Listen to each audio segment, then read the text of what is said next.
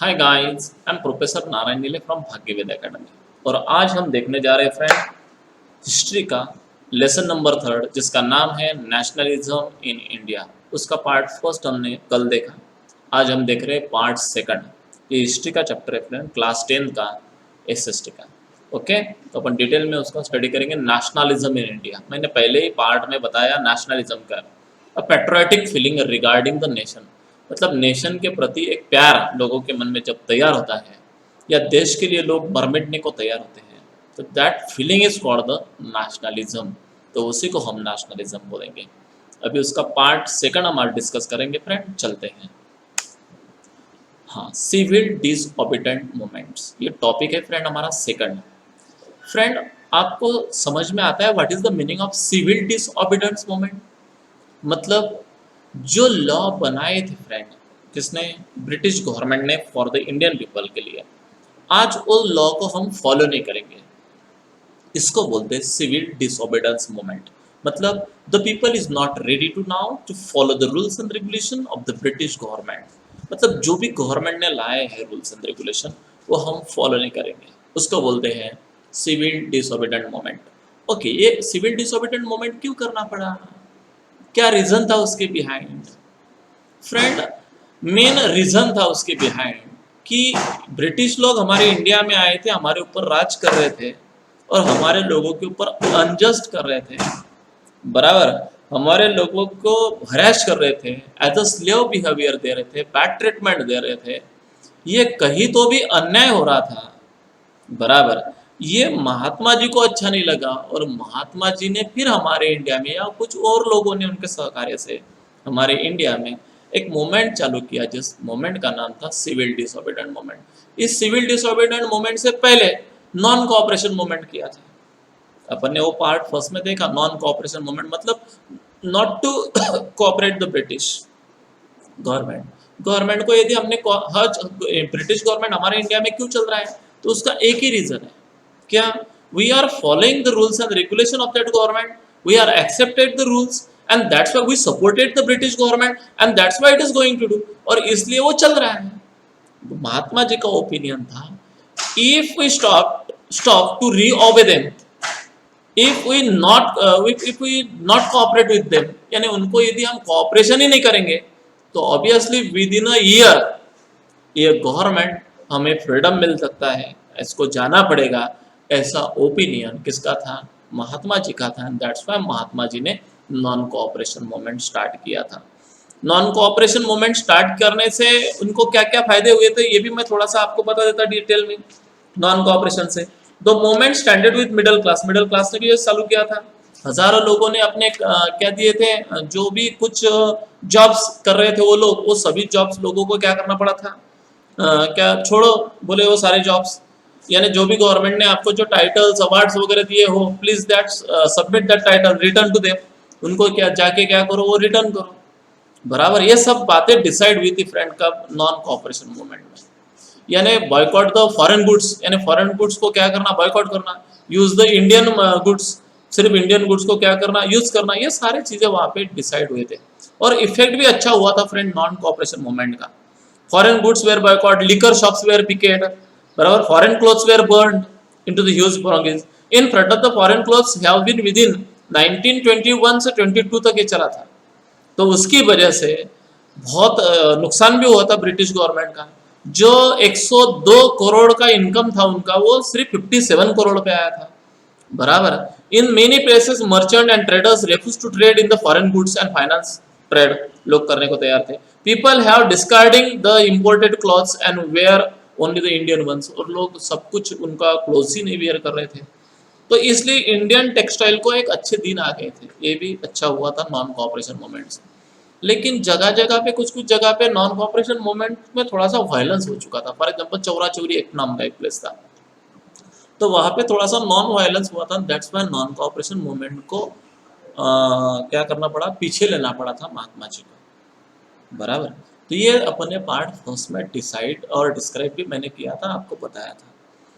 तो उसके बाद में सर लॉर्ड इरविन वो आया था फ्रेंड हमारे इंडिया में, और वो ब्रिटिश गवर्नमेंट का मेन मसीहा था, हेड था।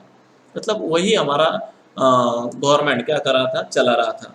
तो फिर वो आया एरविन, और उसने गांधी जी के सामने एक बात रखी कि एक काम करो, बोले अपन क्या करेंगे, बोले कि डोमिनेंस स्टेटस करेंगे, बोले मतलब पैरेलल टाइप का गवर्नमेंट चलाएंगे, बोले अपन मतलब तुम्हारे भी लोग में कुछ इसमें इलेक्शन में अपन खड़े करेंगे, और फिर कुछ हमारे लोग भी खड़े रहेंगे, फिर दोनों का एक लोग कुछ तुम्हारे 50% हमारे 50%, और फिर इस प्रकार से हम गवर्नमेंट को चलाएंगे पैरेलल फॉर्म में।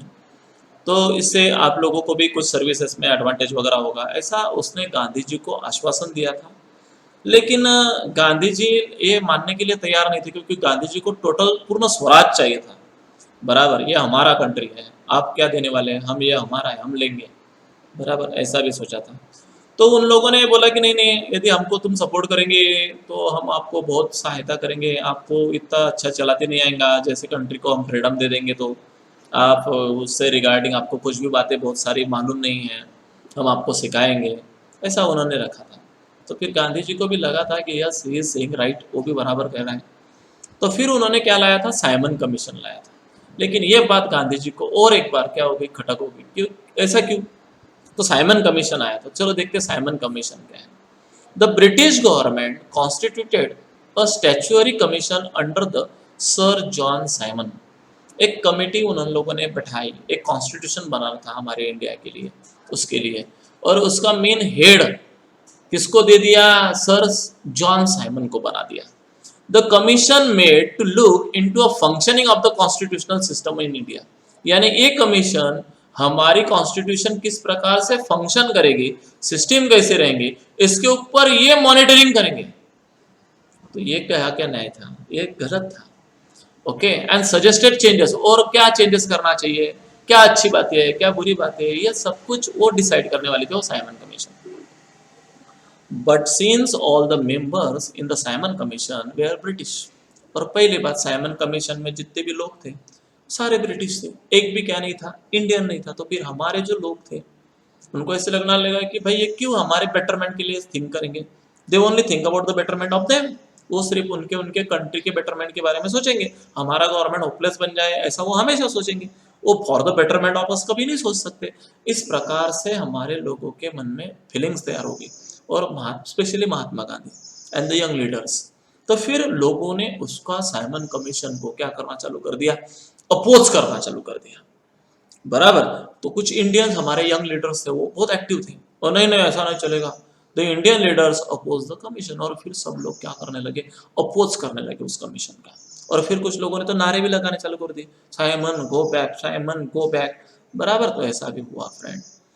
The Simon commission arrived in India in 1928। आपको ये क्वेश्चन जरूर आता है, इंडिया में साइमन कमीशन कब आया? तो 1928 में आया। क्यों आया? What is the purpose of it? Describe the Simon commission in India. तो पूरा आपको ये डिस्क्रिप्शन करना पड़ेगा। तो the commission had made to look into the functioning of the constitutional system in India and suggest some changes. बराबर, तो ये महत्वपूर्ण बात है, लेकिन उसको अपोज किया।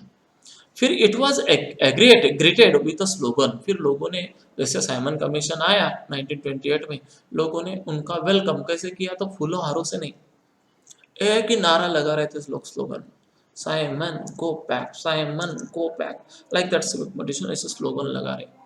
All the parties join the protest, और सारी पार्टीज एक ज्वाइन हो गई, मतलब हिंदू मुस्लिम सारे एक जगह हो गए और सब उनको अपोज करने लगे। In the October 1929 Lord Irwin announce a vague offer of dominant and status.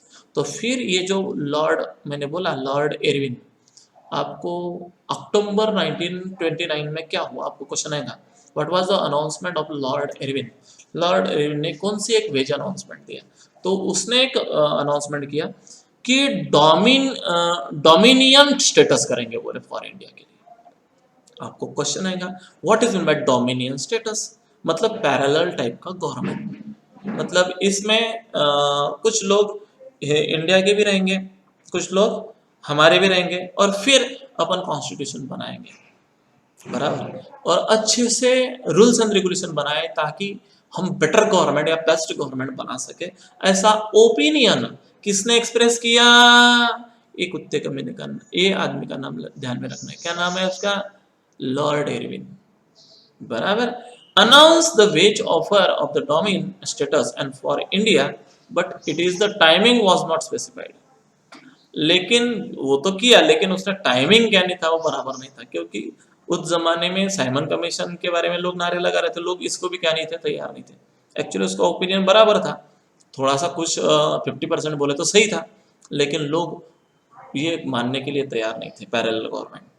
He also offered to hold a round table conference. फिर उसने और एक दूसरा न्योता हमको दिया कि ऐसा नहीं करना चाहते हो तो एक काम करो, एक राउंड टेबल कॉन्फ्रेंस लेंगे हम। राउंड टेबल कॉन्फ्रेंस मतलब क्या?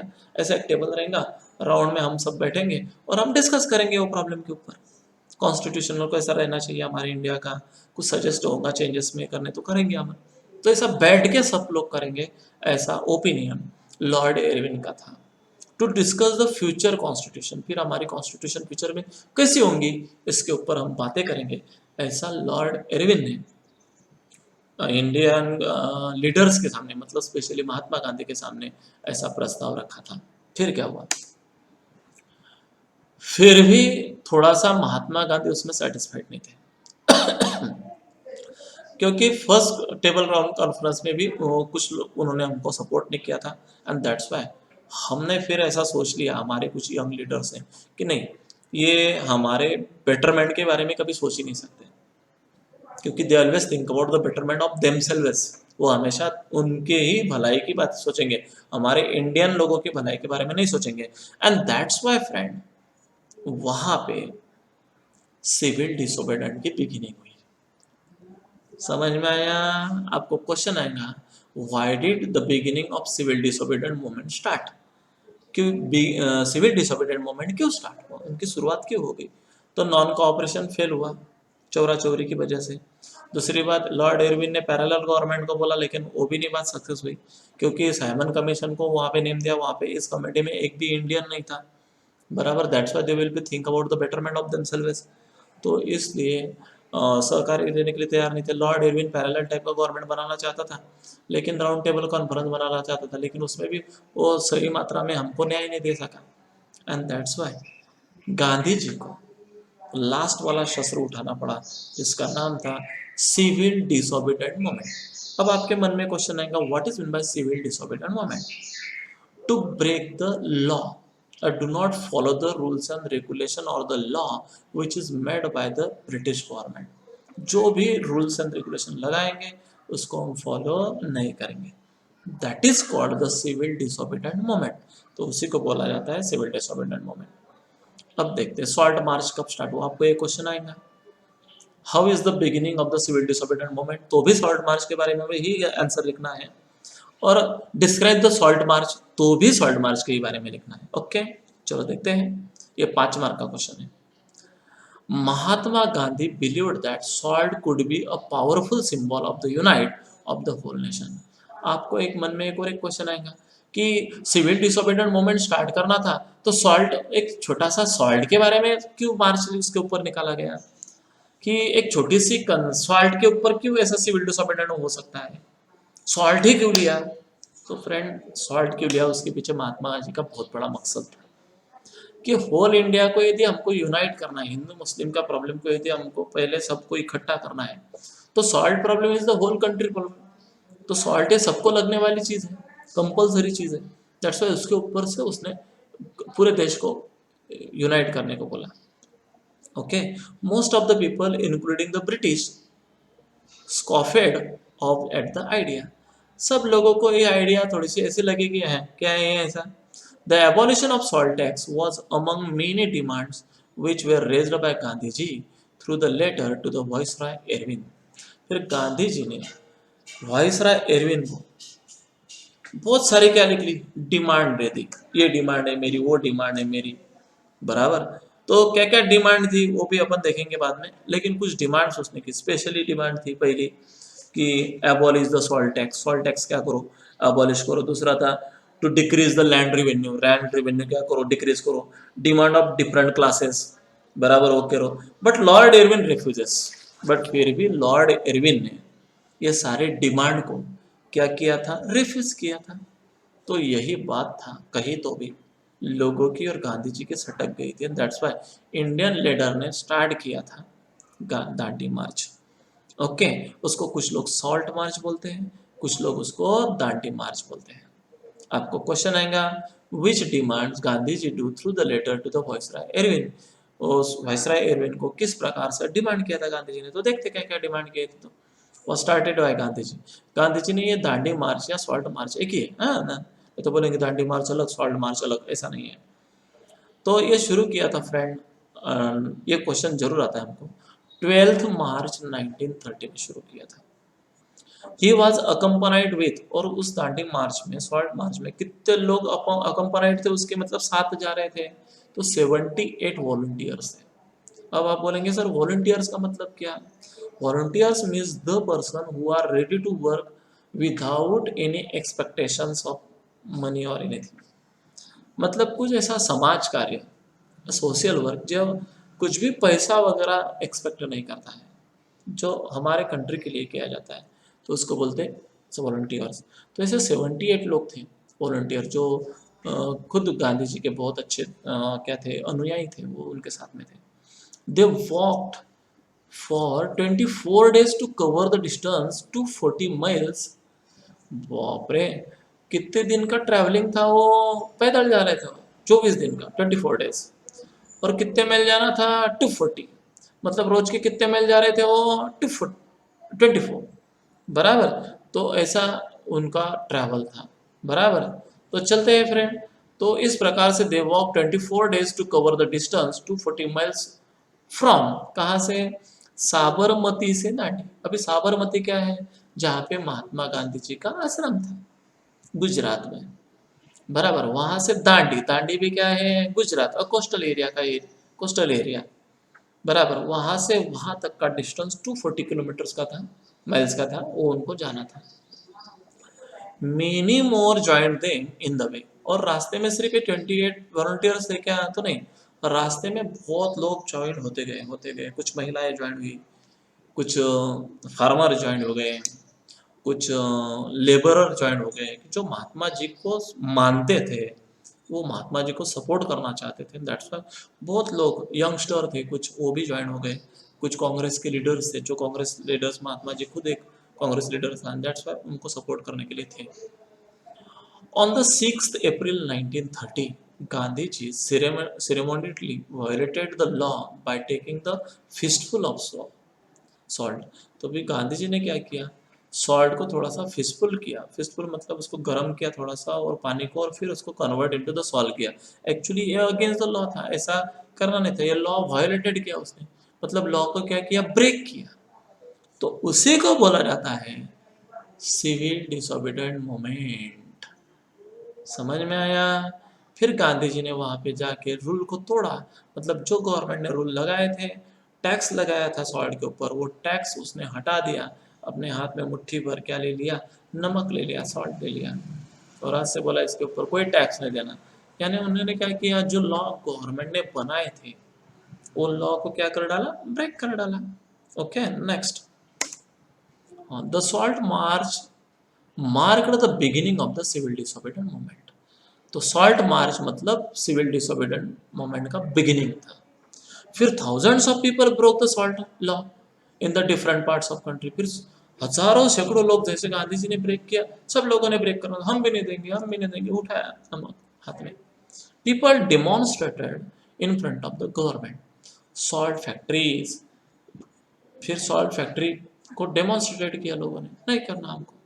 फॉरेन क्लोथ्स वेयर बॉयकॉट, और एक बात कर डाली। सिविल डिसोबीडिएंट मूवमेंट में कौन कौन से पार्ट थे, तो पहला सॉल्ट मार्च था, दूसरा boycott of the foreign goods, boycott of their civil services which is given by the British government, boycott of the titles or rewards or awards that will be given by the government, बराबर।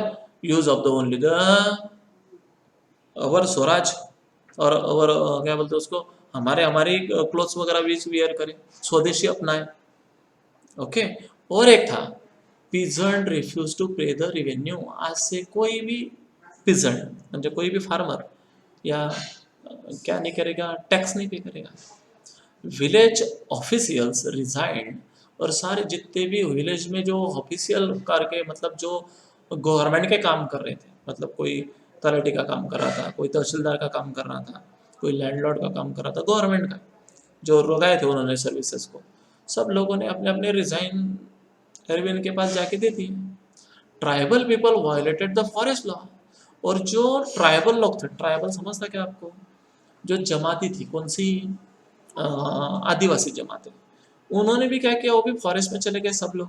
और उन्होंने को भी forest में क्या किया था, उन लोगों ने जो लॉ बनाया था फॉरेस्ट प्रोटेक्शन, जो लोगों को वहां से हकाल दिया था, जो ट्राइबल लोगों को, वो फिर से जाके फॉरेस्ट में एंट्री कर डाला उन लोगों ने। उन्होंने जो इंडिको कॉफी वगैरह प्लांटेशन लगाया था वहाँ पे रहने लगे, नहीं बोले हम यहाँ पे रहेंगे अभी। मतलब सब पीपल सिविल डिसोबीडिएंट मूवमेंट करने लगे। मतलब जो जो भी लॉ और रूल्स एंड रेगुलेशन बनाए थे ब्रिटिश गवर्नमेंट ने, सब लोगों ने तोड़ना चालू कर दिया।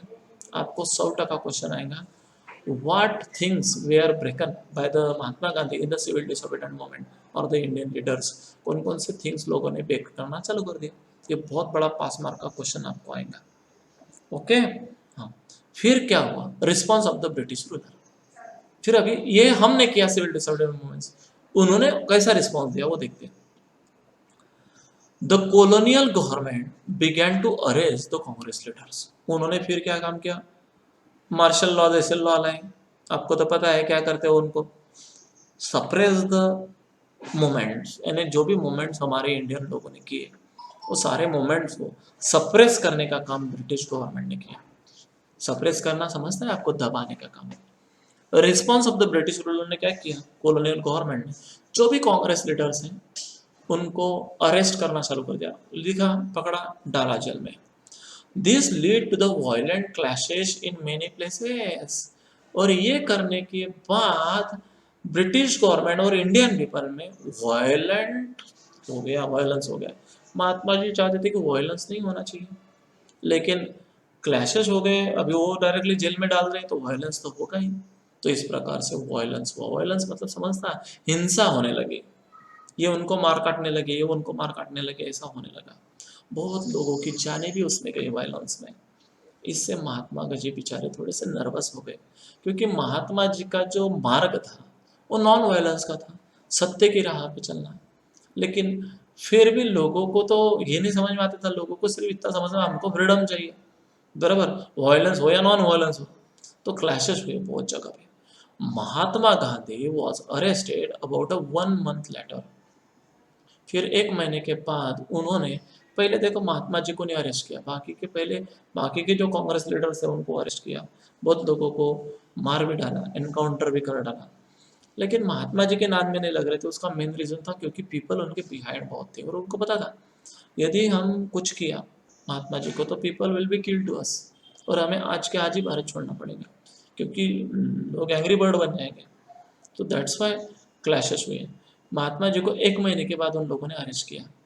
People began to attack the symbol of British rule. जैसे अटैक किया, सारे लोग रोड पे आ गए, और जो नहीं हो डायरेक्टली ब्रिटिश रूल के ऊपर अटैक करने लगा। जहाँ जहाँ भी उनके मकाने दिख रहे थे तोड़ो फोड़ो, जहाँ जहाँ भी ऑफिसेस है वहाँ पे भी तोड़ो फोड़ो, बराबर। बहुत वायलेंस हुआ। Such as a police post, जितने भी पुलिस पोस्ट थे उनके ऊपर लोगों ने क्या कर दिया, अटैक करना चालू कर दिया और पुलिस पोस्ट को तहस नहस कर दिया। इवन जितने भी म्यूनसिपल बिल्डिंग थी वो सारी बिल्डिंगें भी क्या कर डाली, तोड़ डाली, उसके अंदर का फर्नीचर ब्रेकअप कर डाला, और जितना भी लॉ कोर्ट थे वो भी तोड़ डाला, रेलवे स्टेशन को बहुत तहस नहस नुकसान पहुंचाया। ये वायलेंस हुआ फ्रेंड, ये हुआ था सिविल डिसोबीडिएंट मूवमेंट के इम्पैक्ट और इफेक्ट। आपको क्वेश्चन आएगा, what is the response of the British rulers of the civil disobedience movement and what was its effect। ये 5 मार्क के लिए जरूर क्वेश्चन लिख लो आप, वेरी आईएमपी क्वेश्चन है, बराबर। तो ये सारे जो मैंने अभी अभी पढ़े ये सारे वायलेंस लोगों ने किए। The government repression was quite brutal. लेकिन गवर्नमेंट भी रुक नहीं रहा था, उन्होंने भी अटैक करना लोगों के ऊपर चालू कर दिया। हजारों लोग क्या हो गए, मारे गए। Even men women children were beaten off. उन लोगों ने लाठी चार्ज करवाए जनता के ऊपर, बहुत लोग ब्रूटली घायल भी हो गए friend. About 1 lakh people were arrested, near about जैसे महात्मा जी को अरेस्ट किया ना किया, बहुत बैड इफेक्ट हुआ। जब कम से कम जो जो भी आवाज उठा रहे थे, 1 लाख लोग ब्रिटिश लोगों ने जेल में डाल दिया। कितना खतरनाक काम हुआ, समझ में आया? नेक्स्ट, ओके, फिर round table conference. Lord Irwin आ गया महात्मा जी को मिलने। When the things began to take a violence turn, Mahatma Gandhi called the moment। बराबर, जैसे एकदम वायलेंस टर्न आया महात्मा जी का लाइफ का, तो बहुत ही वायलेंस हुआ था। इतना खतरनाक वायलेंस कि महात्मा जी ने आज तक इतना बड़ा वायलेंस नहीं देखा था। राउंड टेबल कॉन्फ्रेंस हुआ। began to take a violence turn, Mahatma Gandhi called of the moment। he signed the pact with Irwin. फिर उन्होंने एरविन के साथ एक पैक्ट साइन किया ऑन 5 मार्च 1931 में, और फर्स्ट एवर कॉन्फ्रेंस हो रही थी वहाँ पे। This was called Gandhi Irwin pact. उसी पैक्ट को, उसी करार को गांधी एरविन करार भी कहा जाता है। पैक्ट मतलब करार। आपको क्वेश्चन आएगा, ये करार किन किन लोगों के बीच में हुआ और कब हुआ और क्यों हुआ? मेन रीजन था वायलेंस की वजह से हुआ। वायलेंस ज़्यादा बढ़ जाने की वजह से गांधी जी को पैक्ट के ऊपर साइन करना पड़ा, और फिर वहां पे मीटिंग हुई दोनों के बीच में। As per the fact, Gandhi ji agreed to participate in the round table conference in London. फिर वो राउंड टेबल कॉन्फ्रेंस हो रहा था कहाँ पे? लंदन में। In lieu of that the government agreed to release the political prisoner. लेकिन गांधी जी ने भी एक बोला कि ठीक है, मैं भी साइन करता हूँ, लोगों को बोलता हूँ कि शांति से रहे, लेकिन आपको भी एक काम करना पड़ेगा। जितने भी हमारे पॉलिटिकल लीडर्स आप लोगों ने जेल में रखे हैं, बंद करके रखे हैं, उन लोगों को आप भी क्या करें? रिलीज करो। ऐसा गांधी जी ने भी एक शर्त किसके सामने रखी? ब्रिटिश लोगों के सामने रखी, एरविन के, लॉर्ड एरविन के सामने रखी। तो ऑब्वियसली एग्री हो गए। Gandhi ji went to London in December 1931। फिर गांधी जी लंदन में गए 1931 में। The negotiation broke down and Gandhi ji had to return with disappointment. लेकिन वहां पे नेगोशिएशन ब्रोक डाउन हुआ। मतलब व्हाट इज माय नेगोशिएशन? अभी नेगोशिएशन मतलब उनके मन जैसा कुछ भी ना होना, बराबर। तो ऑब्वियसली ऐसा कुछ नहीं हुआ। तो जैसे वो बहुत डिसअपॉइंट हुए वहां से, और वहां से भी क्या आ गए? रिटर्न आ गए। When Gandhi ji come back to India, he found that most of the leaders were put in jail. लेकिन और यहाँ पे ऐसा हुआ, जब गांधी जी उधर गए तो हमारे लोगों ने, निगोशिएशन ने, मतलब हमारे कुछ लोगों ने इंडिया में क्या करना चालू कर दिए, और अगेंस्ट द ब्रिटिश हथियार उठाना चालू कर दिए, वायलेंस करना चालू कर दिया। तो फिर इस प्रकार कुछ जिन लोगों को, जिन जिन लोगों ने किया था, लीडर लोगों ने, उनको भी यहाँ पे जेल में डाल दिया। एक गांधी जी को जब ये बात वहां पे मालूम पड़ी तो गांधी जी बहुत डिसअपॉइंट हुए और फिर रिटर्न आ गए कि यार क्या कर रहे हो तुम लोग भी। Congress had been declare illegal, और फिर कांग्रेस को उन लोगों ने बोला कि ये इलीगल पार्टी है। Many measures were taken to prevent the meeting and demonstration and boycott. फिर बहुत, यानी कांग्रेस को ही डायरेक्टली उन्होंने इलीगल कर दिया। तो ऑब्वियसली और हमारे लोगों में क्या आ गई?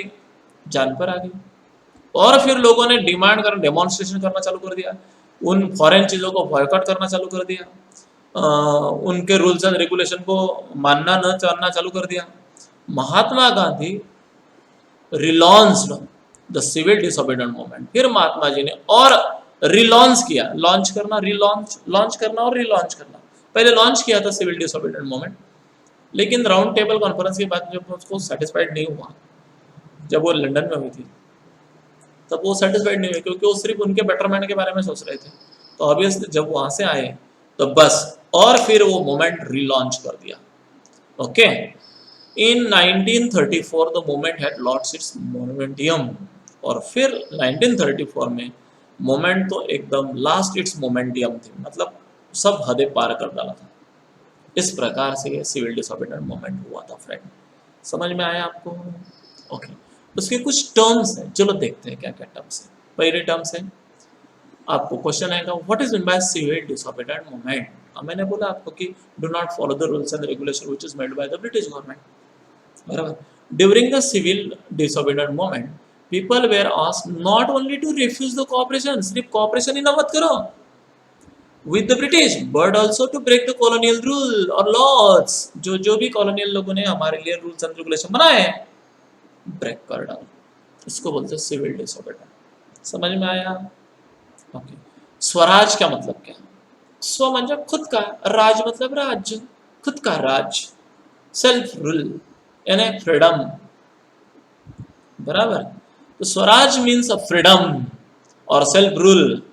इन 1920 Swaraj meant a self government within the empire if possible or outside if necessary. फिर एम्पायर रहे या ना रहे, लेकिन स्वराज चाहिए. हमारा हमारा राज्य, हमारे हमारे लोगों का राज्य, ऐसा. ओके. साइमन कमीशन, तो मैंने आपको बोला साइमन कमीशन क्या था. साइमन नाम का एक आदमी था, वो कमीशन का हेड था. दैट्स व्हाई उस कमीशन को नाम दे दिया था साइमन कमीशन. ब्रिटिश कमीशन थी.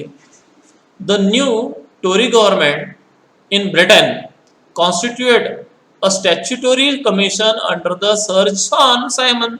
किसके अंडर थी ये कमीशन? सर जॉन साइमन की तरफ. जो कौन सा कमीशन बैठाना चाहते थे वो? डेमोनी स्टैच्यूज, डोमिनेंस स्टेटस, ये कमीशन बनाना चाहते थे. मतलब पैरेलल टाइप ऑफ गवर्नमेंट बनाना चाहते थे. तो ये गवर्नमेंट का हेड किसको बना दिया था? सर जॉन साइमन को बना दिया था. And that's why this commission को नाम दे दिया था Simon commission. The commission was sent to India to look into the functioning of the constitutional system in India and suggest some changes. ये ब्रिटिश गवर्नमेंट की कमीशन थी. वहां से इंडिया लाया था उस कमीशन को. और काय के लिए? चलो भाई हमारे इंडिया के कुछ कॉन्स्टिट्यूशन में कुछ चेंज करने हो तो हमको सुझाव दो. इट्स अराइव्ड इन इंडिया 1928 में आई थी. तो सर साइमन कमीशन को गो बैक साइमन ये नारे लगाए थे हमारे इंडियन लोगों ने. ओके, समझ में आया? नेक्स्ट. हाँ, सॉल्ट लॉ, ये तो मैंने बोला आपको, अभी देखा आपने. Salt is consumed by the both the poor and the rich. दोनों भी कंज्यूम करते हैं उसको. It is one of the most essential item of the food everywhere in the world. World का सबसे इसेंशियल आइटम म्हणजे salt. British government had the monopoly on the production of salt in India. उन्होंने monopoly लगाई थी, उनके ऊपर tax लगा दिया था. By imposing the salt tax the government hit both the rich and the poor, specially the poor. यानी गरीब लोगों को क्या करना था? वो तकलीफ देना था. Gandhiji thought it was the most repressive act of the British government and chose to defy it by breaking the salt law. और गांधी जी ने फिर अपने हाथ में वो सॉल्ट लॉ एक्ट ब्रेक करने के लिए, उनके सिविल डिसोबीडिएंट मूवमेंट स्टार्ट करने के लिए पहला हाथ में लिया था वो सॉल्ट दांडी मार्च या salt march. Okay. Gandhi Irwin pact, मैंने बोला उसको आपको कि दोनों के बीच में क्या करार हुआ था जब सिविल डिसोबीडिएंट मूवमेंट हुआ था. When British government responded with the policy of the brutal repression against the civil disobedient movement, लोग रिप्रेस कर रहे थे ब्रिटिश लोग हमारे लोगों को. Gandhi ji decided to call all of the movement. फिर गांधी जी को बेचारे को ये मूवमेंट क्या करना पड़ता? ऑफ करना पड़ता. बराबर. He entered into the pact with the Lord Irwin, ये बंद करा और फिर एक करार हुआ, दोनों के ऊपर साइन हुआ कि आज से ऐसा नहीं होगा. 5 मार्च को हुआ था 1931 में. Under this pact Gandhi ji consisted to participate the round table conference in London. और गए थे भी लेकिन फिर भी वहाँ पे भी सेटिस्फेक्शन नहीं मिला था. ओके. इस प्रकार से फ्रेंड हमारा पार्ट 2 यहाँ पे सिविल डिसोबीडिएंट मूवमेंट का था वो यहाँ पे खत्म हुआ. Regarding this if you have any kind of problem please ask me, I will be surely solve each and every problem of you. लेकिन फ्रेंड मैं आपको और एक क्वेश्चन उसके ऊपर का बताता हूँ. वेरी IMP क्वेश्चन है, आप अच्छे से उसको डट लो. क्वेश्चन है friend, the civil disobedient movement was a different from a non cooperation movement. Support this statement with example. Non cooperation movement वेगळा था, अलग था, और सिविल डिसोबीडिएंट मूवमेंट अलग था. दोनों मूवमेंट डिफरेंस थे. और एक बात, what was the objective of Simon commission and why was it oppose in India. उसको अपोज क्यों किया, उनका ऑब्जेक्ट क्या था, ये सब ये भी क्वेश्चन आएंगे. और एक, Simon commission was greeted with the slogan go back. ऐसा क्यों किया? Support this statement, Indians reaction and argument, वो भी लिखो. Describe the main features of Poona pact. Poona pact में क्या हुआ वो भी आप क्वेश्चन आएंगे आएगा. What is the difference between social group join in civil disobedient movement and explain. कैसे कैसे हुआ. रिच पीजेंट्री ग्रुप था, एक पुअर पीजेंट्री ग्रुप था, बिजनेस क्लास था, वर्किंग क्लास थे, वुमेन थे. हर एक ने अलग अलग टाइप से वहाँ पे किया है. तो ये क्वेश्चंस बहुत IMP क्वेश्चंस है फ्रेंड. आपको क्वेश्चन एक भी बहुत IMP मैं आपको बताता हूँ. Which incident mark the beginning of the civil disobedient movement. तो दांडी मार्च, सॉल्ट मार्च, वो आपको बताना है. ओके, तो ये सब बातें आपको आएंगे। Describing the significance of civil disobedient movement in the freedom struggle of India, ऐसा भी आएगा, तो ये भी आपको बहुत अच्छे से लिखना है। Okay, why did Mahatma Gandhi find the salt a powerful symbol that could unite the nation, explain. ये क्वेश्चन भी बहुत आएंगे, तो कौन सा भी क्वेश्चन आए, अपन ने सब सारे क्वेश्चंस एक्चुअली अच्छे से कर दिए हैं। फिर भी यदि कुछ प्रॉब्लम आए आपको तो please ask me in my comment box, I will be surely solve each and every problems of you. Thank you, and if you like my video तो प्लीज वहाँ पे लाइक का बटन है वो जरूर दबाएगा, और subscribe my channel. Bye, see you.